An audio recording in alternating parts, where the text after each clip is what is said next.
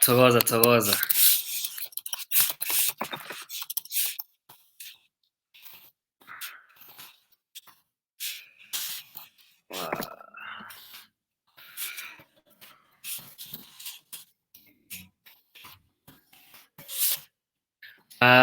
Can we all hear me? Ngiyazwakala. Can we all hear me?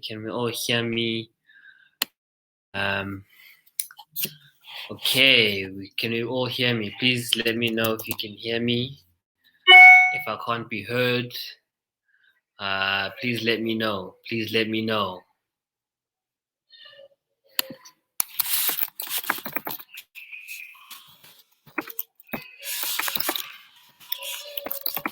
Please let me know if I'm nice and audible and clear, and that you guys can, that everyone can see the presentation nice and clearly and vividly. Please let me know. Thank you very much. Thank you. Thank you.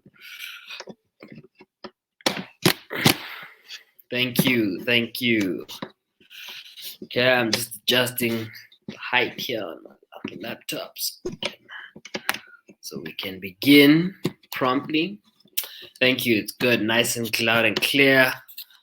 Let me just switch the light on.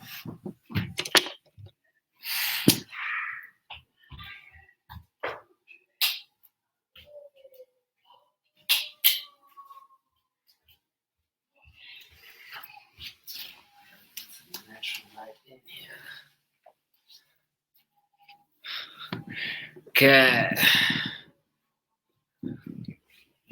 Thokoza, thank you.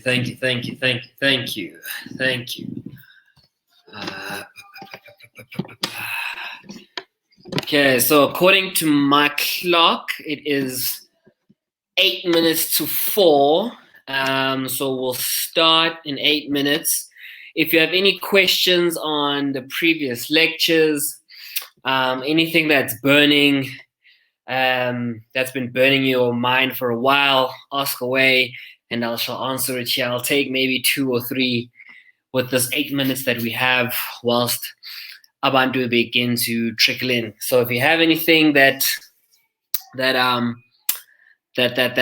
burning your mind, anything you really need to ask, please feel free. To ask away. Just ask away, and I'll definitely answer it right here, right now, before we begin.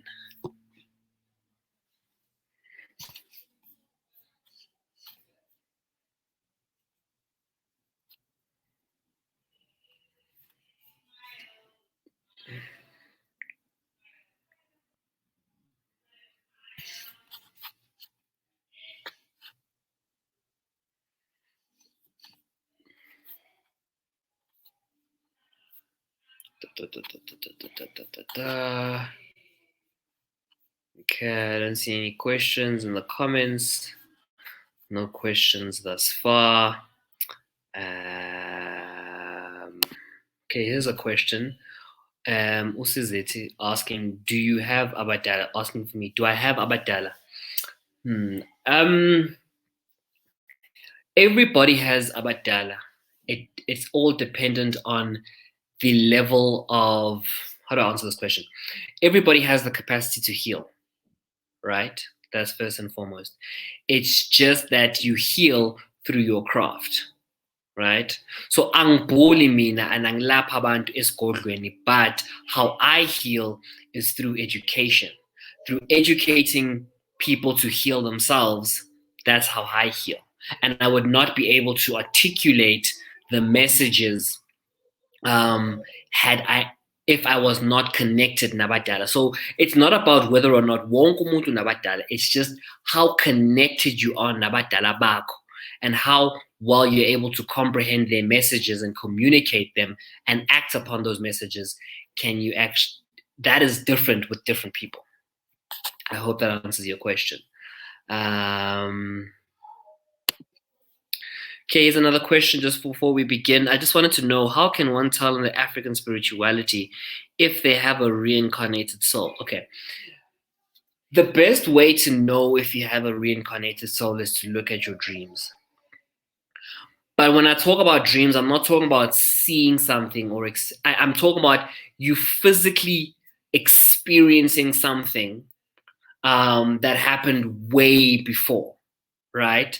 So I dream, right, just like anyone else. But I've never had that experience of being. I've had it a couple of times where it's almost like you're physically being taken to a different time, and you're physically in the 80s or the 90s or the 60s and 50s and 40s or even the 1800s.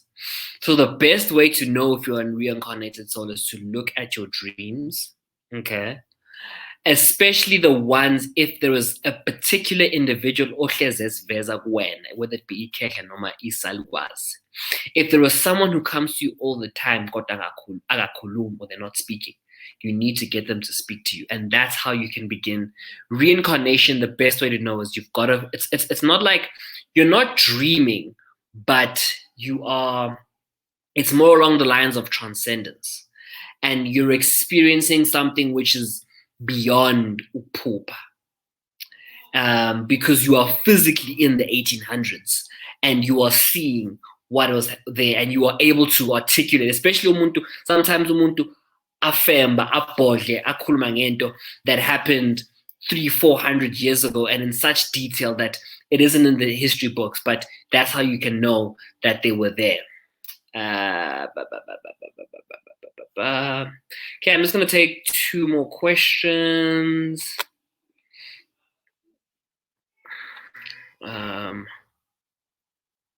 Okay. Actually, time now is. I'll take one more. I'll take the one more.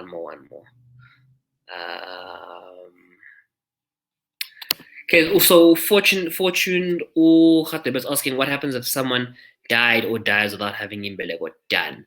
I'm going to tuck into the rituals and procedures when it comes to imbeleko, umemulo, umhlonyane.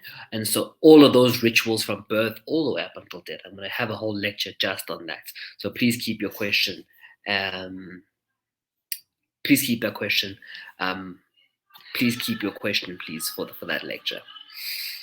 Okay, I'm going to take, I have a bit more time.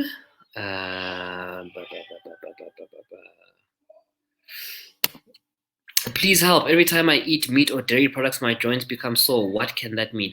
Okay, so first things first, please go see your GP and actually get tested for any kind of physical illness, right? Because you might be lactose intolerant.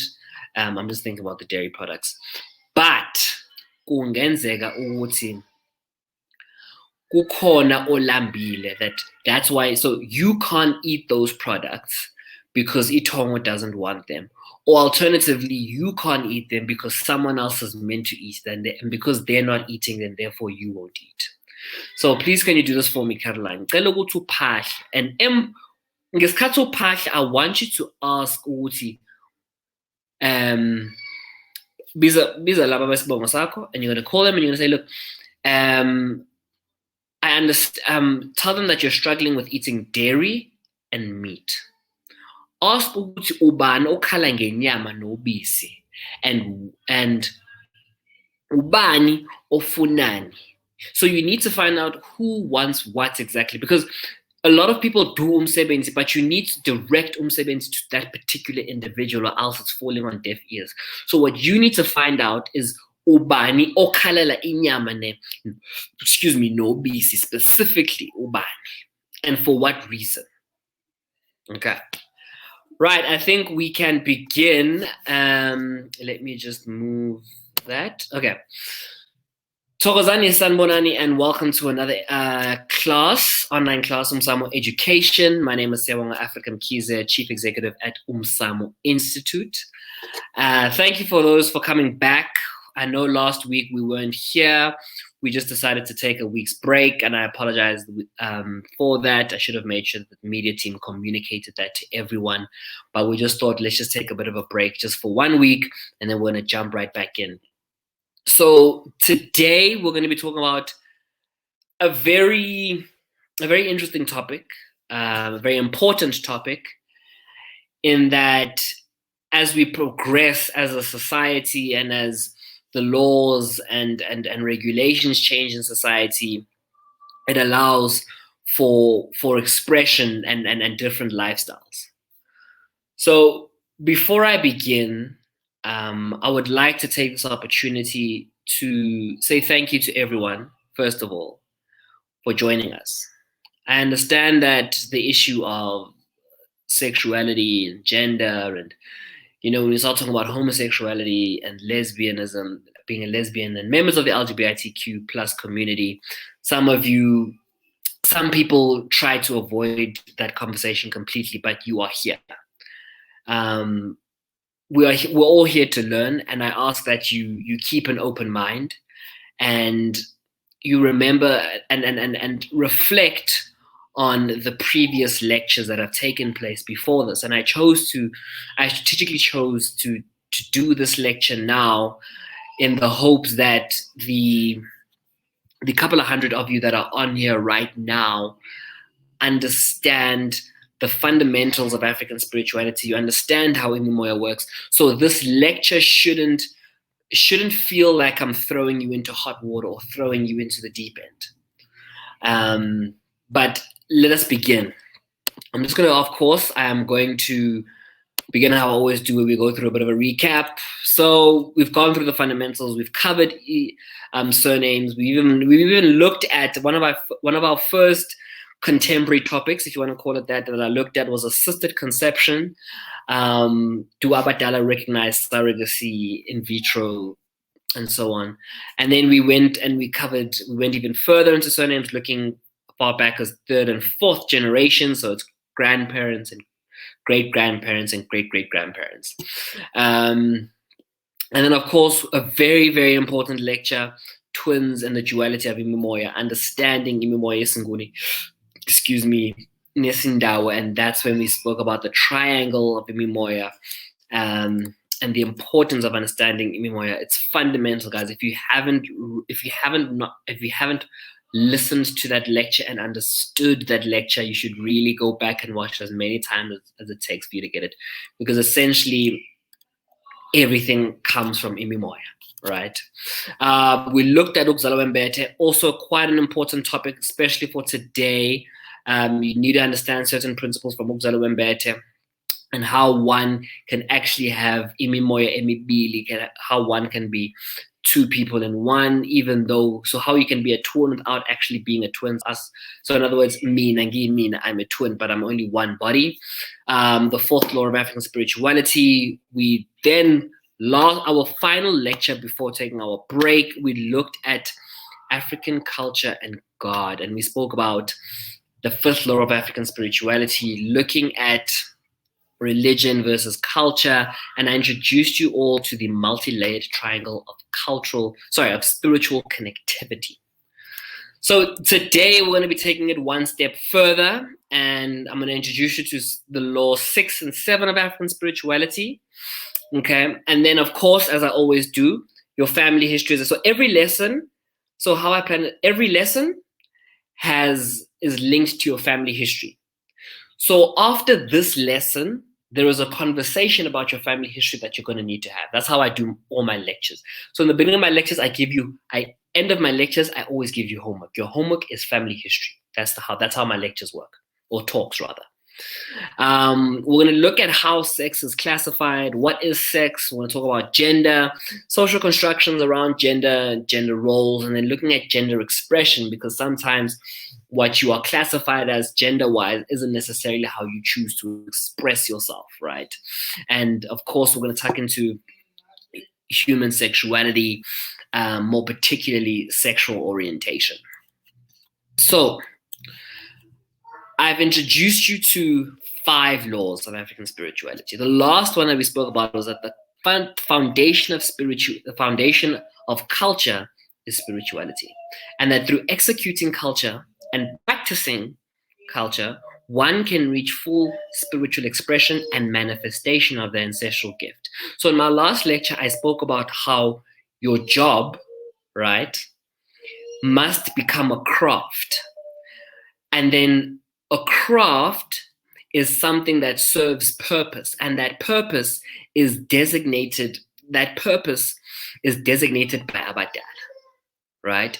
And if your job never evolves into a craft, then you will never feel content with umsebenzi wakho, or what you are currently doing. And you will always be limited in your potential as if you remain with your job.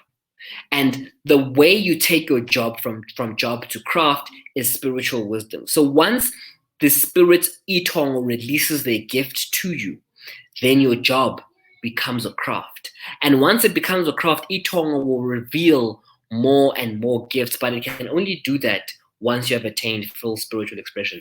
Very important law, especially for today. So today we are talking law 6 and 7. And I mean, I think someone was asking me the other day, how many laws are there? And what I understand and what I see is we're looking at about 13 laws, around 13 laws, in no particular order. The first one, number 6, is the spiritual oppression or suppression of another spiritual being is detrimental to our own liberation.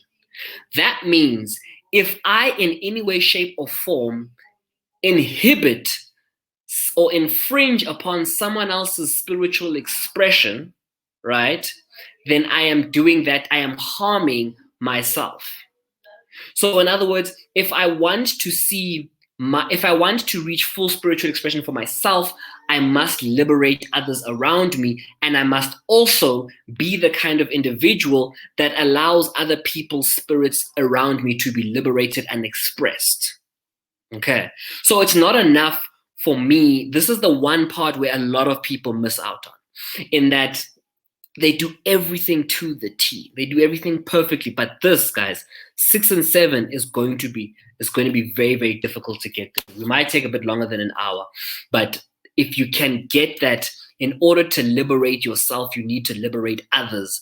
But on top of that, you also need to have an environment and a space and release energy that others feel liberated just by being in your presence, and they should feel comfortable being in your presence.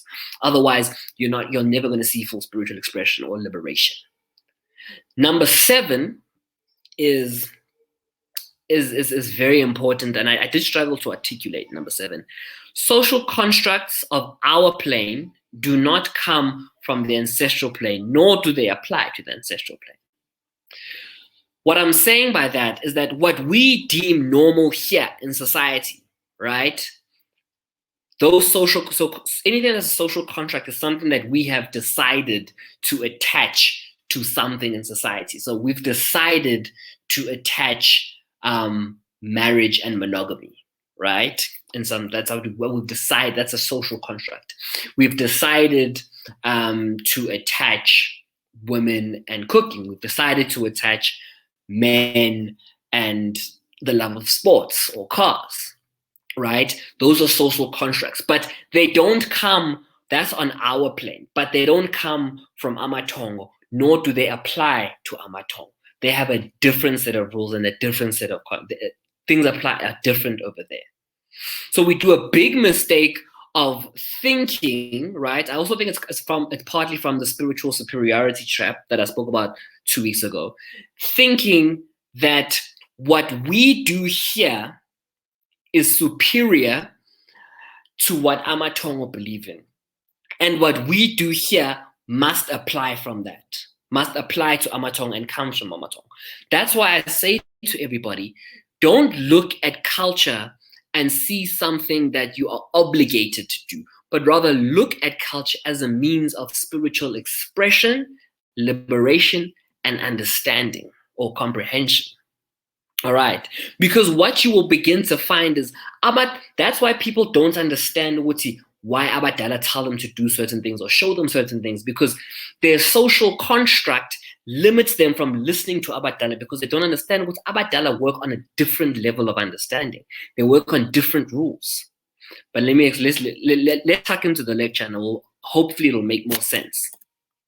Okay, so what is the kind of conversation you want to have with your family after this lecture? we want to look at this. May be a very uncomfortable conversation. Of all the homework assignments that I've given you, this possibly will be the most uncomfortable, because the idea of not conforming to the norm is really swept under the carpet in society. And I'm not only speaking from a Black family perspective, I'm speaking from a general society perspective. We sweep it under the carpet because it's just not the norm. So you want to look at the history of sexual expression in the family. Was there anyone, was there a grandfather or a grandmother or an aunt or an uncle that people weren't necessarily sure about? They never made it clear about where do they stand and what their intentions were, or who they were attracted to. But on top of that, you also need to look at, was this person discriminated against? And I'm going to explain to you, everyone, now why it's so important that you know if this particular person was discriminated against in London, Wasekai, because when that particular person comes back, right? Nina, as Lwamden, you are given a second opportunity to do right and allow Liltongo to express themselves. But I'm going to explain further when I get into the lecture. Also, look at, was there any suicide and what were the reasons that led to the mental illness? Was it an expression? Was this person abused? Those are the kind of conversations we really want to look at. We're looking at gender expression, sexual orientation, that kind of history, right? With each lecture, we need to be peeling back a layer of our family history. And this is, one of the layers of the family history that we need to pull back. Okay, I just want to see if there's any questions thus far.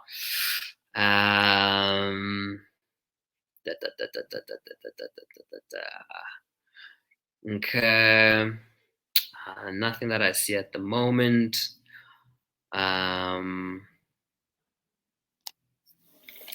Okay, guys, please keep the questions related to this particular topic. The other questions will get answered later on. If that's fine if they're not related to this particular topic, but there are other there are people that will answer the questions that are not related to this topic. But for now, if you want me to answer the question here live, please keep it related to the topic. Okay, okay, I just want to put up one question. Can having the calling influence your sexuality, e.g., if your calling is mainly... Okay, so this question I'm actually going to answer in the lecture. I'm going to actually answer in the lecture. So no questions for now. So I'm just going to... Oh, you're right. I do owe you a Q&A. I most definitely owe you a Q&A. Thank you. Siyabonga Mkhize. Please keep reminding me about that Q&A. I owe you a Q&A. Okay, right. Someone's asking Yinu Ukphahla. Briefly, Ukphahla, communicating nabadala, and asking for clarity and guidance on anything and everything. 2 white candles and a bowl in the middle, please. I will get the team to drop again. Not a problem. It's okay. We will drop the Zulu and English explanations for Ukphahla. Please, Tim, we'll re-release and post the recordings on Ukphahla. So let us begin. So I'm just going to, because for some of us, the concept of, there's a lot of new concepts. I'm going to work through all the concepts. We're going to work through sex, we're going to work through gender, and then we're going to work through sexuality and sexual expression. And then we're going to conclude with how it can be understood from an African spiritual perspective. Because once you understand from an African spiritual perspective, you will realize that the prejudice and oppression of members of the LGBT community is harmful to ourselves, it's harmful to our families, and it's harmful to society, and it does not make sense. Okay, let us push on. So sex is a binary, male, female, right? And how it is classified is using 3 things: genetics, gonads, and your phenotype. So genetics, you're essentially half mother, half father, 23 chromosomes from your mom, 23 chromosomes from your dad, comes together to make a full human being, which is 46 chromosomes, right? Don't worry if you don't understand the genetics and the biology. That's not important. I'm just trying to make you understand briefly. You don't have to understand it in depth. XY is going to be XY is going to be a male, XX is going to be a female. And Y chromosome is coming from the male side, it's coming from the male, right? So your father is responsible for determining whether or not you become a boy. And then XX, your father can give off, instead of giving a Y, your father can give his X. Okay. Then gonads is your reproductive organs on the insides, for women for insides, and then the phenotype is what's on the outside. Okay. So classification for males, you'd be 46, you'd be XY with testicles, and you'd have male genitals, i.e., you'd have male genitals, right? Then for females, it would be 46XF, and you would have ovaries with female genitalia. Okay. Now it does happen where a woman can be born with testicles on the inside, and it can happen where a lot of people it is possible for people to be born and not fit within this type of classification. That is possible. And there's a whole host of ways of classifying people scientifically. It is about, do they take, I think a couple of years ago, there was a ruler to measure the clitoris of the woman. If it's longer than a certain length, then it's no longer a clitoris, it's a penis. All of those degrading ways of sexual classification. But I'm happy to say that we've progressed past that, and we no longer have to subject our children to that. Whereas gender is different. So sex, biology, physiology, biochemistry, genetics, anatomy. Gender, on the other hand, gender is a social construct which society has attached roles and behaviors to. This is not a binary, but rather there is a range when it comes to gender, right? Gender roles are the societal norms and expectation, what is or is not acceptable for an individual of that particular gender. So for instance, sex is a male, gender is man or men. So for me as a man, it would not be okay, for instance, for some people to do ballet, for example, or some people, a man is not supposed to have a child on their back. So that's something that women do. That is something that women do, right? So those are the kind of that's what you call gender roles in the family. That the woman is the one that and that the man does not do that. Okay, gender identity. This is how one would refer to themselves, right? So I can say, even though my sex is male, I feel I do not identify with being a man, because remember, gender is a social construct.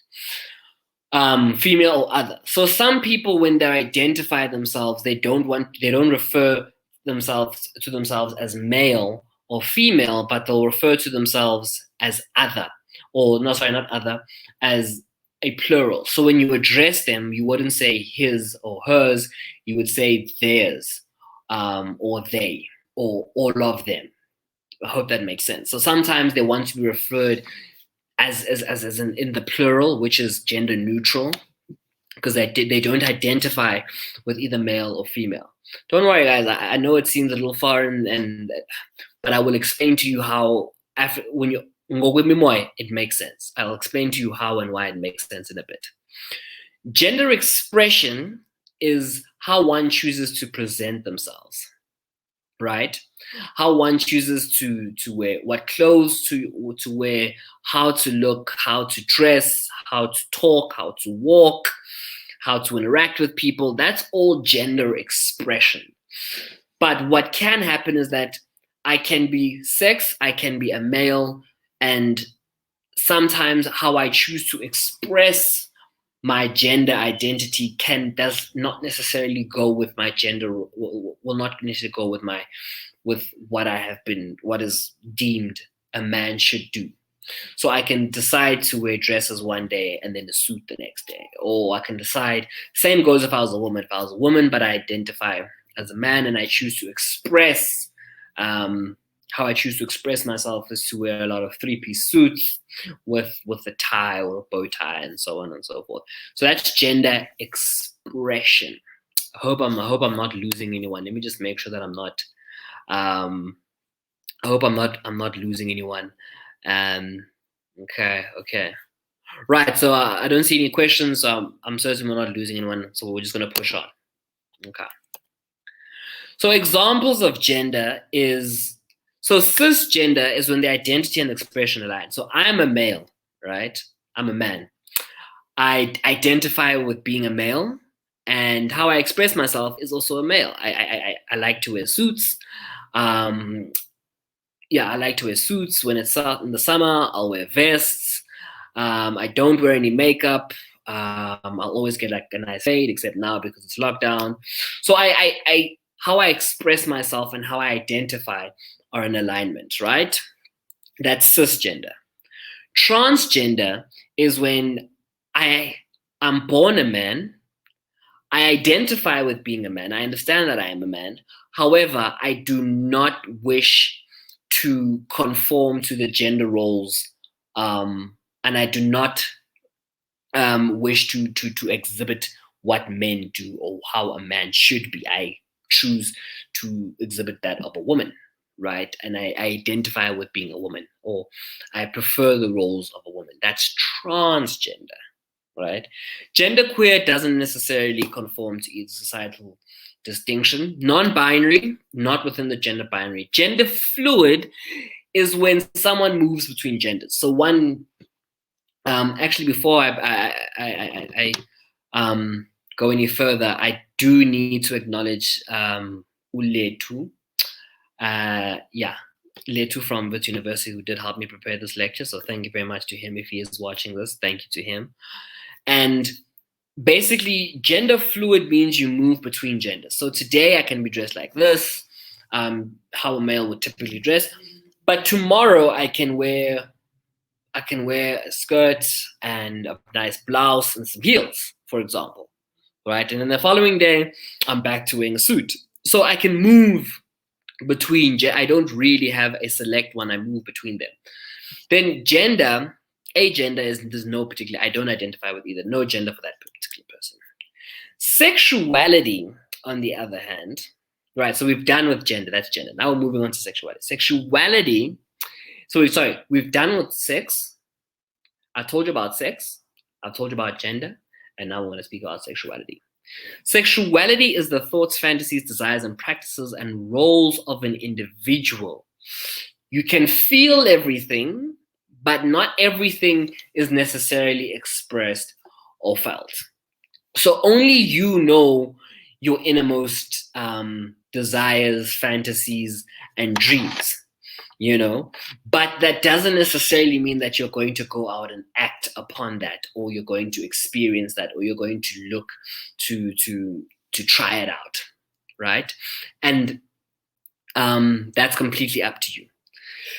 This is impacted by sociology, psychology, and the legal system. So basically, anything that's in society, how you're brought up, your religious beliefs, what the law says you can and cannot do, societal norms and expectations, all of that kind of have a role when it comes to your sexuality, and the influence that they have a great influence when it comes to your sexuality.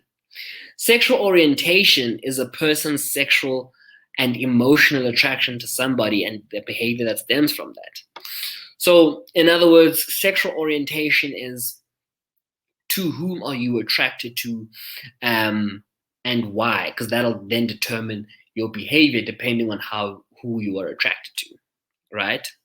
And there's a whole host of kinds of sexuality. Heterosexual, man likes woman likes man. That's straight. Homosexual, seen as liking the other gender. Bisexual, you like both genders. When I say gender, guys, I'm sorry, both sexes is what I should be saying. You like male and female. Pansexual, meaning you're not particularly picky whether the person's cisgender, transgender. You're attracted to people, not necessarily not necessarily their gender. So you don't really mind if they're transgender. You don't really mind if so you asexual, not really attracted to anything at all. And then of course there's a range of sexualities: demisexual, polysexual, and gray sexual, right? So now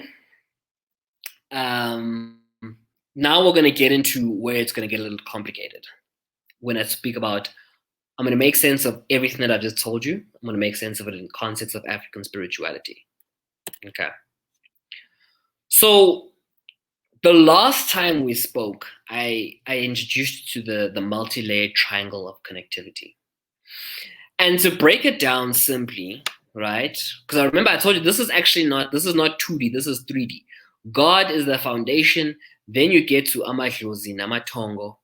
Then we get to our plane, which is body, mind, and spirit, the individual. So when I'm speaking about planes in law 6, social constructs only work in this plane over here, body, mind, and spirit, where we are, right? Where we are. Okay. When it comes to amadlozi, amatongo, they work. Social contracts don't flow down that way. They don't come from them. These are things that we've deemed necessary in society, right? So remember, your ancestors are made up of your mother's side and your father's side. So you have two sides in your triangle when it comes to ancestors: mother, father. Okay. Itongo, your ancestral spirit, okay, can either be female, male, or both.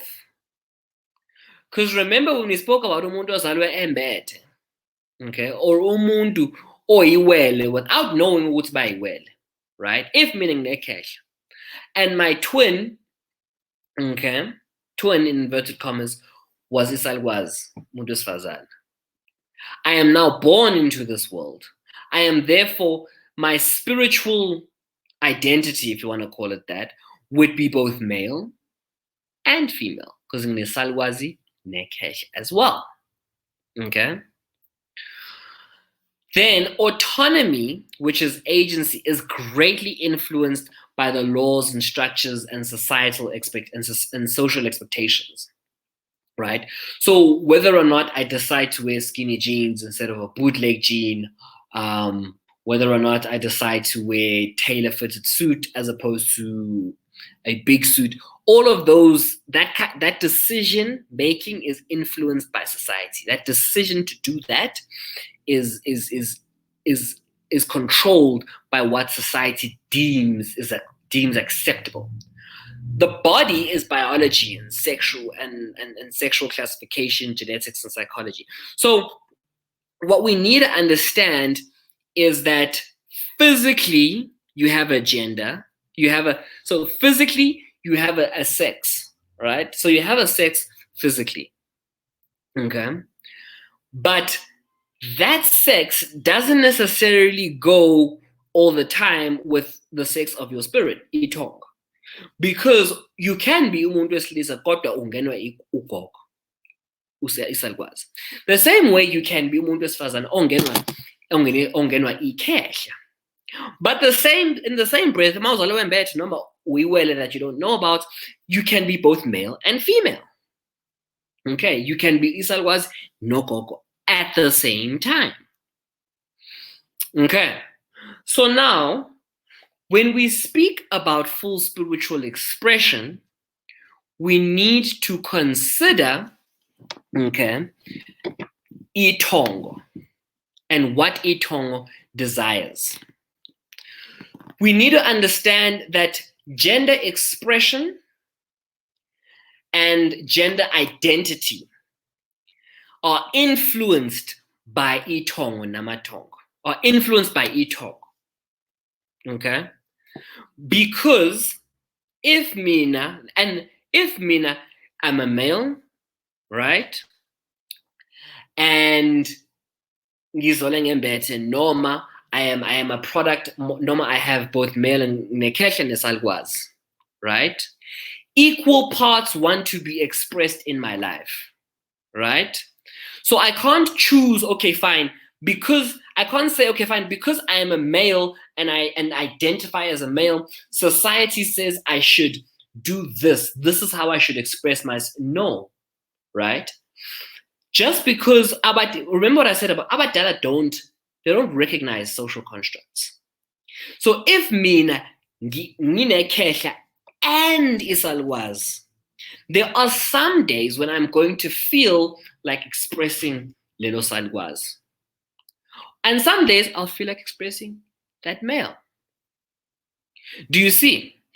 But on top of that, you still have your autonomy and your agency, right? So just because I'm choosing to express isalukwazi one day and I'm choosing to express lelo khehla one day, in other words, male, and I'm expressing female, male and female, I can still be attracted to women even though I am a man, right? But I can still sometimes, you know what, I want to wear makeup, I want to wear heels, and I want to wear a skirt today. But I'm still attracted to men. You know, I'm not gay. So we must never don't confuse what someone shows you. What someone shows you, right? Don't assume their sexual orientation just based on what someone shows you. Let them be the ones to tell you or guide you or decide, right? Don't assume that just because umuntu wesilisa ugqoka irogo nama high heels nama crocs ukuthi uthanda abantu besilisa and he's gay. No, because that very same man uzohlangana naye estradini egqoka ama heels and whatnot, kanti kusasa uzohlangana naye boardroom egqoka isuit. You see? So the difficulty comes, so you need to understand, let me say, the gender, or if you want to say the sex of itongo lakho, because that influences what you identify as. And we need to understand that itongo namatongo, Tina, in our minds here as a society, if I am a man, this is what a man is supposed to look like. This is what a man is supposed to do. Therefore, I am going to have itongo. No, it does not go like that with abadala. Abadala can say, yazin, lo muntu lo uzongenwa ugogo. Lo muntu sifazana lo uzongenwa ikhehla. Why? Let me explain why. Because as a society, we are obsessed with the packaging of the ancestral gift, but we do not focus on the gift itself. So we constantly say, Mlambo Munye, stop seeing abantu, but bona, stop seeing or looking for umuntu, bega itongo, bona itongo, ngoba umuntu inyama can change at any given point in time in life. It can change, right? And even if leyo nyama changes, respect that person and appreciate that person, because as lo muntu is changing and evolving, they are getting closer to spiritual expression. And as they get closer to spiritual expression, they get close to what? Their ancestral gift. And when you don't know what this ancestral gift, what the implications of that ancestral gift are for us as a society. So, for example, we won't care right now if the person to come with the cure for COVID-19 was a gay man or a gay woman, or a trans man or a trans woman. Would you care? You wouldn't care. You would just be happy. You would celebrate the gift. You would celebrate the gift of the cure for COVID-19. You won't care. The expression of itongo is secondary to the gift.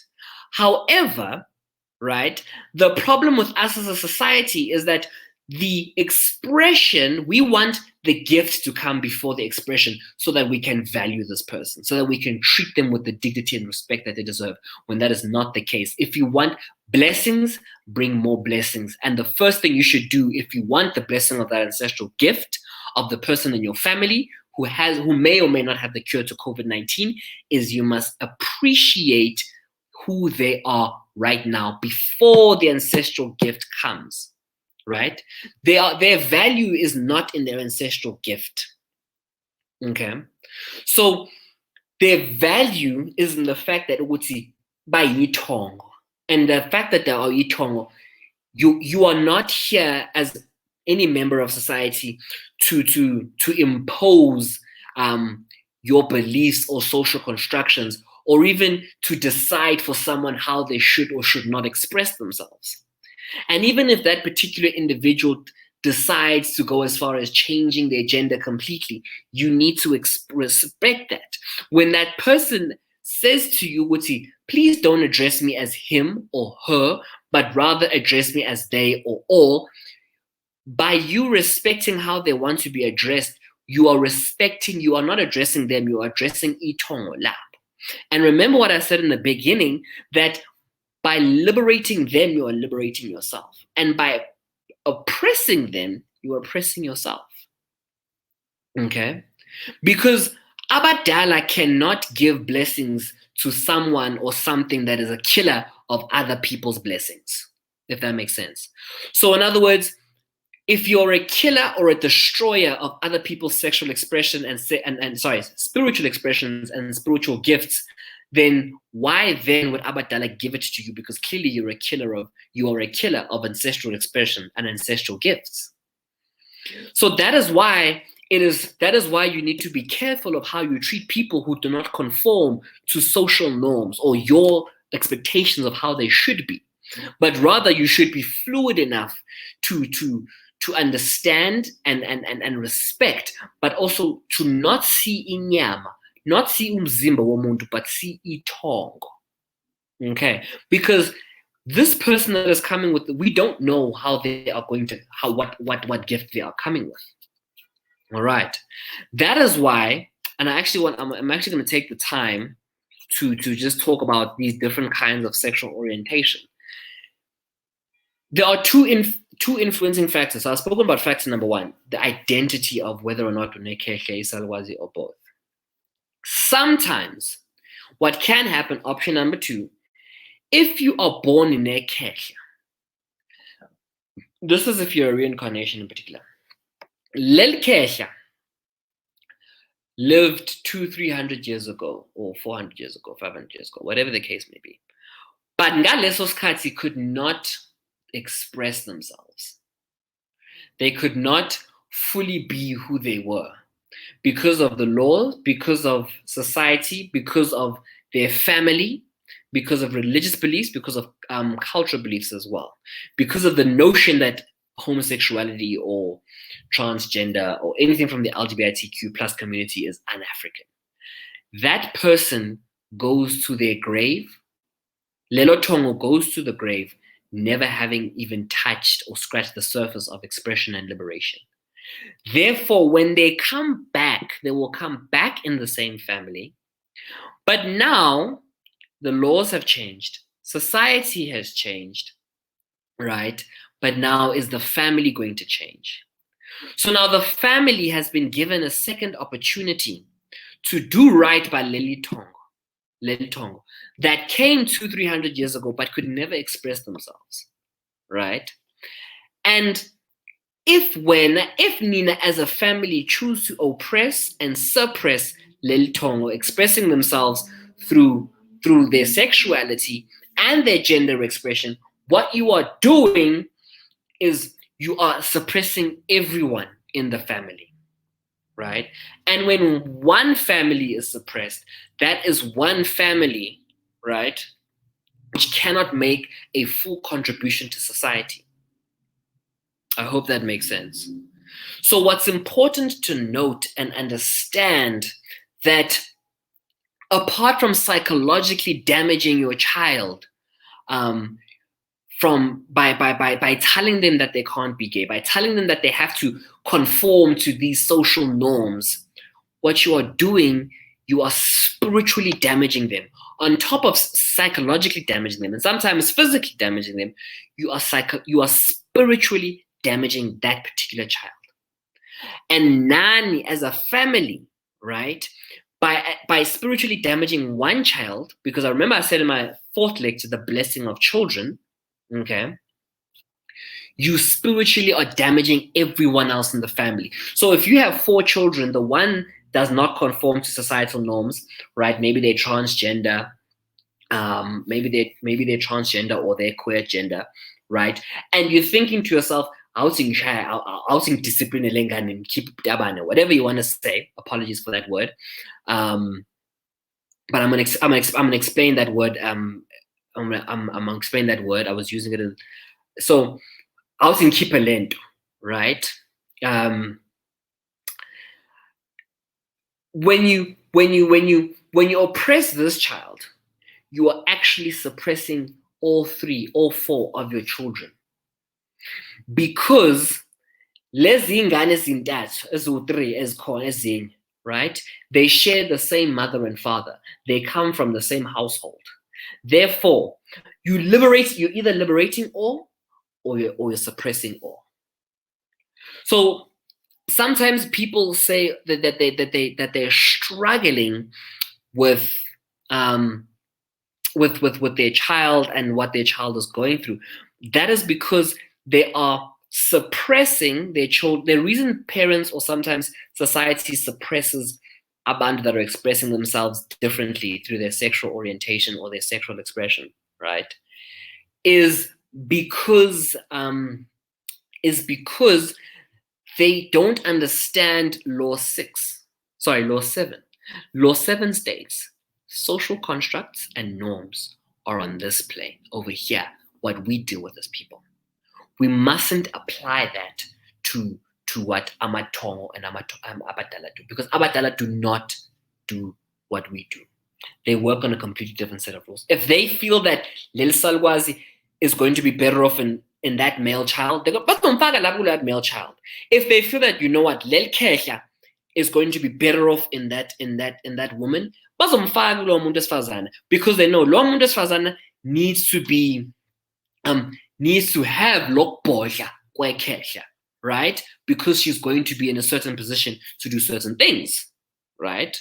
So there are two things you need to understand. One, am I inheriting ikesha noma isalwazi that was previously a member of the LGBTQ plus community and was suppressed?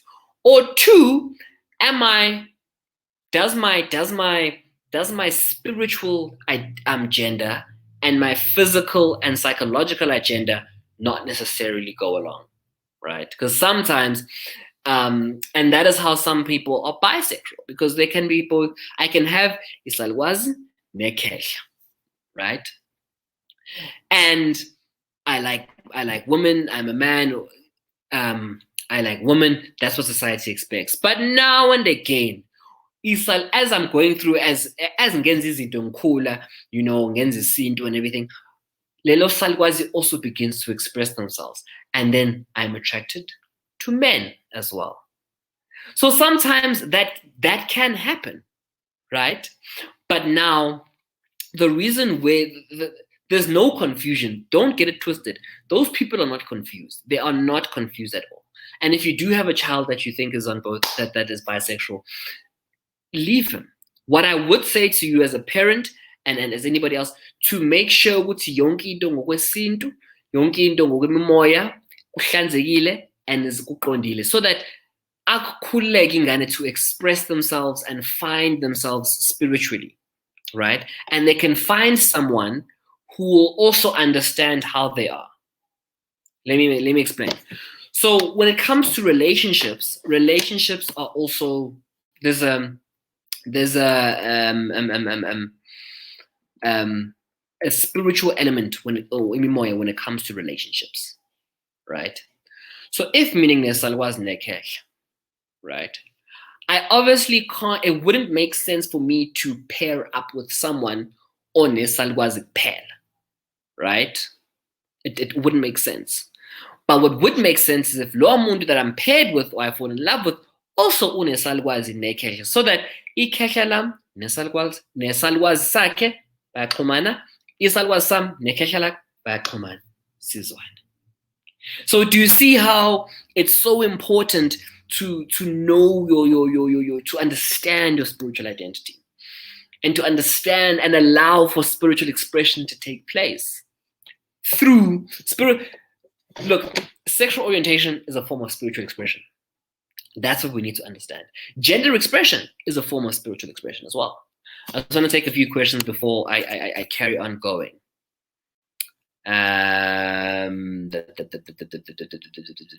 Okay. Right. Here's a question. Does changing one's gender have an impact on a relationship with your ancestors? Do you need to ask them first for you to decide to do so? Ngiyabonga Zolibani. Ngiyabonga kakhulu Zolibani. So, first of all, guys, before you go to any kind of surgery, you do need to go uyocela kubadala kuqala, because they need to go.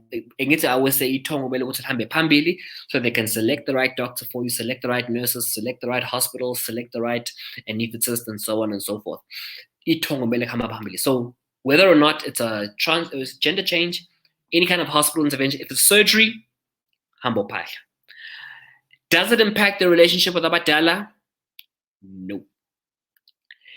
What needs to happen here, right, is, only thing I would say is if someone feels that kind of strong inclination, I would suspect that loa muntu uzala wembethe. And my only concern, guys, and this should be the concern of everyone here, is imimoya, is it fine? Ihlanzekile? And that's it.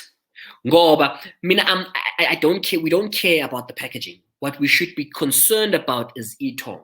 Because if Itong is satisfied with the vessel changing from male to female, who are we to get in the way? And if loa muntu feels so strongly about changing their gender, kusho ukuthi seliyakhuluma nalo Itong was like, you know what, actually, I want to change my gender. And in actual fact, changing one's gender is also a form of gender expression. And because it's a form of gender expression, it's a form of spiritual expression. Tologuti, once this person has changed, right, Itongo now reveals a different element or a different elements of their gift or a different ancestral gift, right?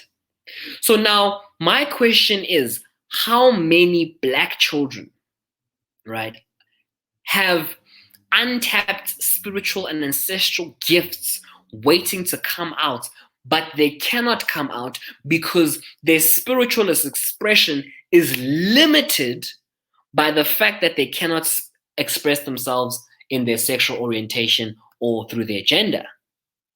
So then, with that understanding, please tell me then how it is simply enough to change the laws and policies in South Africa in order for us to reach economic transformation. What we don't understand is that economic transformation, I understand this is a bit of a digression, a bit of a sidebar, economic transformation and liberation of Black people requires spiritual liberation. That's first and foremost. And until we get to that point, we can change all the laws, all the policies, which I understand systematically need to be addressed, but until you address it spiritually as well, we're always going to be limited. Moving on to the next question. Okay, how do you balance this realms in this challenging times as Iwele? So being Iwele, especially, look, if you're Iwele and the other one passed away, you've done everything that needs to be done, you're really okay. The people that are in a tricky situation, abantu Iwele, and they're two. Because if you were fraternal twin, where different gender and when always I was now you have two. You need to first cleanse the passing of one twin, right? And you need to also, because essentially uzala wembethe. So you need to welcome lelo tongo or wembethe, right? I've spoken about that in the previous episode when I spoke about uzala wembethe. That is the first and foremost, the best way to start. Start by welcoming them. Once they have been welcomed, you can begin to understand what they desire, right? Once you know what they desire, and you have a constant communication, and there's a back and forth between the two of you, then you can begin to live. The thing is, we think abadala are not people too. They are also people. So sometimes you can be told, no, you can't eat this. Go back to them after a couple of months and say, sure. Can you please just allow me to have bacon once more? And then they can say no, or they can say yes. So it really is a relationship where you need to go back and forth and constantly communicate. I just want to answer a few more questions. Okay, here's another one. So true. Medically, if a child is born with ambiguous genitalia, we encourage the parents to give them gender neutral names. Dogos, everything a child should be gender neutral, including the clothes they wear. When they reach puberty and they have reached their full gender expression, they get counseled and interviewed. And surgery is even offered to them to make them a male or a female. Okay, first of all, thank you very much for those comments, Zetu. I want to also tuck into the names. Why I can understand that the notion of oppression or persecution of the LGBTQ plus community doesn't make sense is that why then are so many names, especially in isiZulu, in Nguni languages limited, why are so many names unisex? Why are so many names can apply to both men and women? If gender fluidity was not necessarily meant to be our thing, why then do we have these names which in themselves are gender fluid, which can be used for both men and women? Mkhize had a question. Okay, I'll go back to the question. I see it here. I'll go back to the question. Right. How I feel about if a child is born ambiguous is tricky. And before we go, it's so I must admit that I'm conflicted when it comes to a child that's born ambiguous, in the sense that medically sometimes it does make things more easier in tracking the child if you understand the gender and you know the gender. But spiritually, I also understand that, as in, I don't think we understand someone who was born with ambiguous genitalia. That person is incredibly gifted, right? Which is what I really do believe, that those of the LGBTQ plus community are incredibly gifted, and I don't know how to do it, but I would love to do a study, and I really do feel like there was a huge contingent, a huge proportion of the LGBTQ plus community, but they don't know it, and they are incredibly gifted, because to survive what they've survived, to go through what they've gone through, and do you understand the level? Do you know how incredible you have to be as a person to be able to identify as a man today, dress like a man, and the following day you can dress like a woman and kill it and still do well? I think that's phenomenal. So I really do feel that is one study I'd love to do. I really do feel like abantu abazali bembethe baningi in the LGBTQ plus community. So Zetu, I'm not sure what you're asking, but I assume you're asking what would one do in the event that their child is born with ambiguous genitalia? Whew, tough question, but I would say I would want to hold off on the medical intervention. The reason I'm saying I would want to hold off on the medical intervention or the surgical intervention is because I need to understand spiritually first what's going on. I need to, myself and my wife need to comprehend what is going on spiritually na lengane. Lengane fika nani. What do abadala want us to do with lengane? Because I do not want to do something na lengane only for what is shy later on, because abadala said, wenzeni ulengane. This is not your child. Remember what I said in the previous episodes? This is not your child. You are a custodian of lengane and this blessing from God nabadala. That's what I would do if my child was born with ambiguous genitalia. Once abadala have demonstrated, basebekhomsile bathi cha usengenza usungayothuma ingane ukuthi yohlinzwa, hawu sesingayohlinza ke. But nje I think I would hold off on surgical intervention until I've wrapped my head around it medically. But I'm trying to find. Okay, here we go. If a boy child was introduced to Etongweni by doing imbeleko, surely you would want to say thank you to the ancestors for the boy. You would slaughter a male goat. Now say, for instance, the boy is gay and needs to do a particular ritual, which will be done. Now say the boy is gay and needs a particular ritual to be done, and you will now slaughter a female goat. Secondly, when Lilobolo happens, two males, what would they say to Edlozen? Okay, thank you very much for the questions. First of all, imbeleko is for both men and women. Umhlonyani, right? Or sweet 16, I guess we can call it that. When when a woman has her first menstruation or a boy has his first nocturnal ejaculation, i.e. wet dream, can both men and women can have umsebenzi done for them. Umemulo noma ukukhulisa ingane, both men and women can have umsebenzi done for them, because imsebenzi is not about inyama negazi, it is about ithongo. So if you have introduced ingane to ethongweni ngembeleko, then the boy comes out and says, no, baba, ma, I am gay, right? There is no reason why you can still continue to do imbuzi for them, right? In terms of determining the gender of the goat that you must use,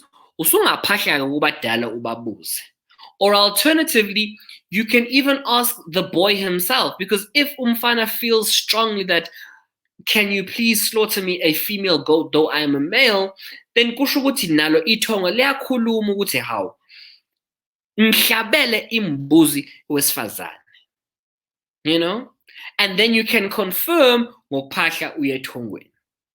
So people think, and thank you very much for bringing this up, Wegwabi, because people think, no, my child can't change his gender because I have introduced them as umfana kubadala, and then how am I going to do memulo now for my son on 21? No, who did you introduce to abadala? You didn't introduce Siyabonga Mkhize. You introduced ithongo lam to abadala. Ngoba ithongo lam comes from abadala, leaves abadala, and then I am born and enters into me. Therefore, I need to be reintroduced to abadala. Hence, we do imbeleko. So, what to say to people who would say you can't do you're not allowing your child to change their gender at 21 because you introduced them to abadala as a boy when they were 1 year old is nonsense, right? You're not understanding the spiritual implication or foundations of African culture. You didn't introduce me, this male figure. You introduced itongo lam. You did umsebenzi for itongo, right? So itongo is still the same at 1 year old, 3 years old, 5 years old, at 21. Okay. Then your next question: when lobola happens between two males, what would you say to Edlozin, right? So we are actually working on, one of the things we're going to work on is, Dr. Mkhize has worked very hard to document. And I think a lot of people have documented on culture based on heterosexual norms, right? And no one's actually written a book. No one's actually written African culture and the execution of African culture from a 21st century perspective. And heterosexual is not the norm anymore, as we can understand and as we can see, right? And I think for me to answer this question, I would need to first explain the lobola process, and then I would want to explain it how it would happen were it were two men and it would be two women. Sorry, 2 men and 2 women. I think that's the best thing to do. But briefly, what I would say is they would decide between one of them, right? Right? Depending on what ubani or onesalwas and ubani or nekeh, you can then decide how you're going to navigate the lobola process, right? And what you'll find is, because we're actually busy writing this at the moment, is that it's pretty much going to be the same. It's just that instead of it being a man and a woman, it's going to be a man and a man. Here's Let's Call saying, I think there was a simple solution. If a child does not fit the norm, you can easily present them as umntwana. Uthi nangu umntwana wenu, nyamazi nina. Present. Thank you very much, Letu.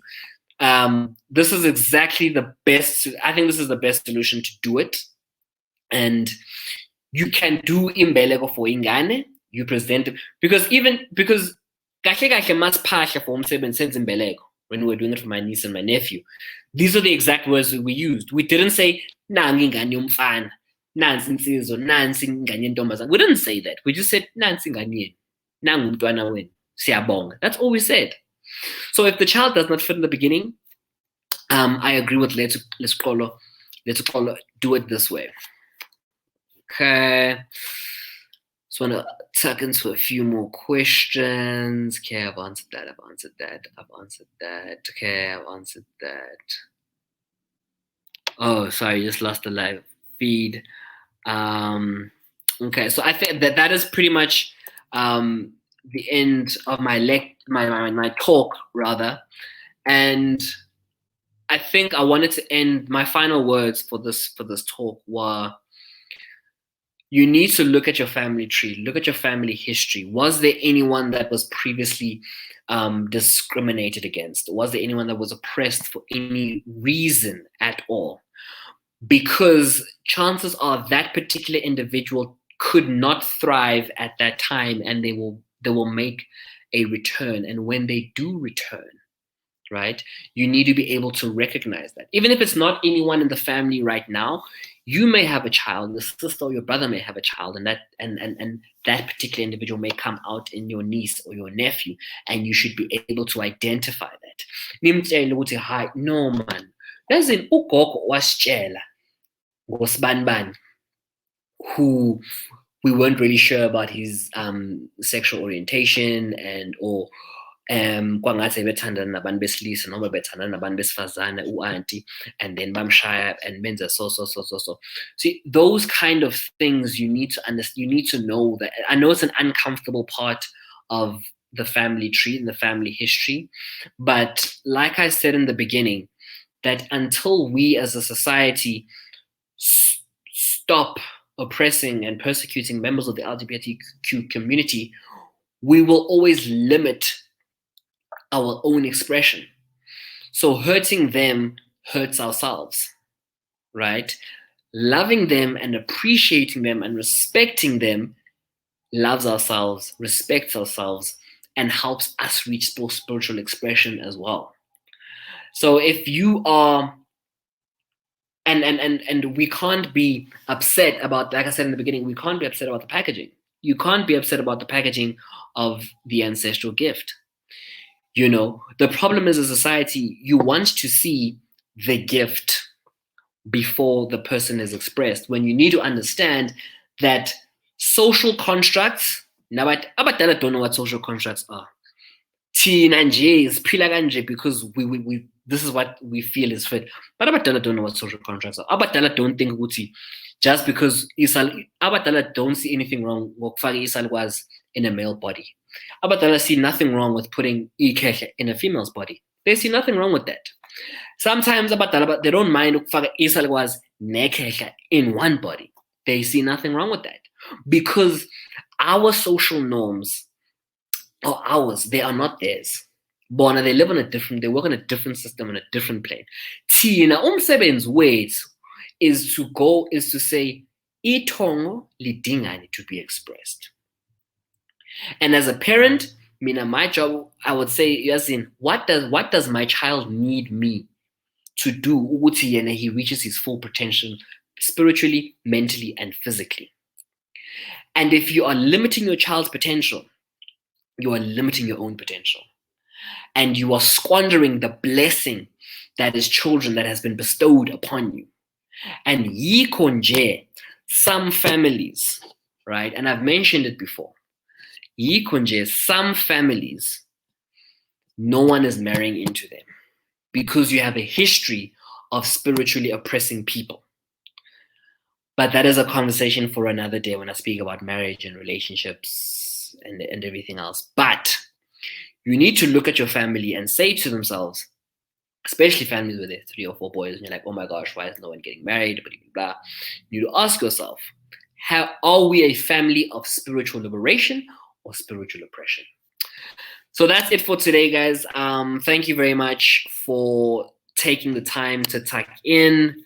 I'm just going to spend the last, okay, we're a little over time. We'll spend 5 more minutes quickly just explaining so I'm explaining, answering some questions. Here, was asking, ask a valid question. Isn't one of the reasons for umshado kwandisa umndeni? How does that work? Ukwandisa umndeni is not the primary function of umshado. The primary function of umshado is relationship building. I spoke about this, I think it was in the third when I spoke about imimoya. Abadala like spiritual diversity as well as genetic diversity. And they also want relationships with people. So relationship building and spiritual diversity is the first and foremost, the primary reason behind umshado. Because in the getting children is much easier, is easier than building relationships. You can adopt, you can do IVF, as I spoke about in my assisted conception lecture. Getting children is not as difficult as it is to build relationships. The primary function of marriage is bringing people together. So we need to get it out of our heads that, if I marry a woman, she must come here. I want to swim azalingane. No, that's not the point. Remember, we fell in love before we fell in love. Amatongo fell in love, right? And that's what's important, that we bring these two people together, to bring these families together.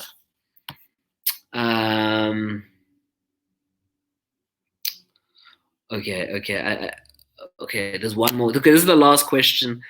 In other words, what they call reincarnation, rebirth, transmigration does exist. And it does exist. It does exist.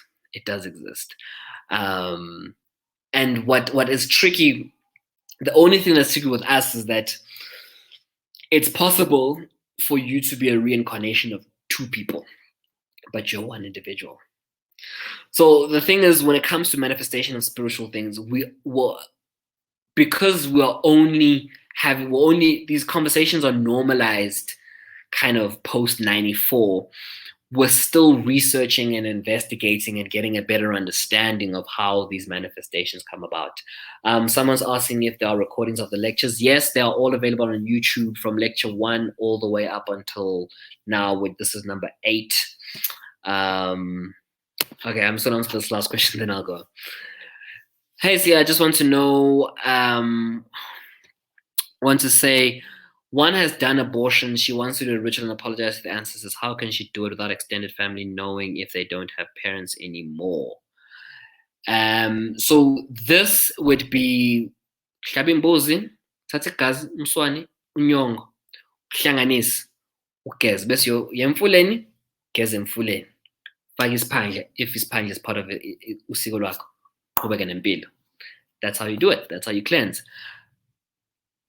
P.S. Cleansing is for both man and woman, because the child has a father and a mother. I don't understand where this belief comes from, that because umuntu wesifazana has the child, it's okay if indoda ingagezi but mina ngiyageza, but umuntu wesifazana kumele ukuthi ageze. No, umuntu wesilisa needs to cleanse themselves, because they're going to break up with that woman. They're going to go and marry or date someone else, and they're going to carry lesisinyama from that child that they lost or was aborted into the next relationships. And this is what I always tell women, that you need to ask serious questions of the man that you are with, right? Assuming it's a heterosexual relationship, that if the man is going to say no, she aborted it, but angezanga lutho ngoba isibeletho besinaye asihlali kumina. It's nonsense. Child has 2 parents, both people must be cleansed. Thank you very much for your time this evening. I know we ran a little over time, about 8 minutes over time. I hope you guys have a lovely Sunday afternoon. Please stay safe and look after yourself, and let's socially distance as much as possible. Sangomas versus medium, I'll definitely do that. So what you're asking for is kind of a types of healers kind of conversation. I'll definitely have the types of healers conversations in the weeks coming up. Thank you very much, and have a lovely evening.